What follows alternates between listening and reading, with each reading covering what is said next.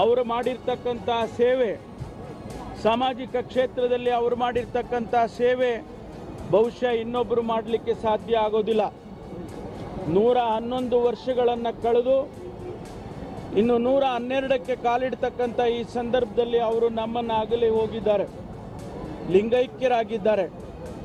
ಅವರ ನೆನಪು, ಅವರ ಆದರ್ಶಗಳು ಇಡೀ ದೇಶಕ್ಕೆ, ನಮ್ಮ ಸಮಾಜಕ್ಕೆ ಉಳಿಯುವಂತೆ ಆಗಲಿ ಅಂತೇಳಿ ನಾನು ಈ ಸಂದರ್ಭದಲ್ಲಿ ಹಾರೈಸ್ತೇನೆ. ಅದರ ಜೊತೆಗೆ ಮಾನ್ಯ ಮುಖ್ಯಮಂತ್ರಿಗಳೇನು ಇವತ್ತು ತಿಳಿಸಿದ್ದಾರೆ, ಅವರಿಗೆ ಭಾರತ ರತ್ನವನ್ನು ಕೊಡಬೇಕು ಅಂಥೇಳಿ ಈಗಾಗಲೇ ಮಾನ್ಯ ಮುಖ್ಯಮಂತ್ರಿಗಳು ಅನೇಕ ಸಂದರ್ಭದಲ್ಲಿ ತಿಳಿಸಿದ್ದಾರೆ. ಮಾನ್ಯ ಯಡಿಯೂರಪ್ಪನವರು ತಿಳಿಸಿದ್ದಾರೆ. ಕೇಂದ್ರ ಸರ್ಕಾರ, ಮಾನ್ಯ ಪ್ರಧಾನಮಂತ್ರಿಗಳು ಆದಷ್ಟು ಶೀಘ್ರವಾಗಿ ಅವರಿಗೆ ಘೋಷಣೆಯನ್ನು ಮಾಡಬೇಕು ಅಂತೇಳಿ ಈ ಸಂದರ್ಭದಲ್ಲಿ ನಾನು ಮನವಿಯನ್ನು ಮಾಡಿಕೊಳ್ತೇನೆ.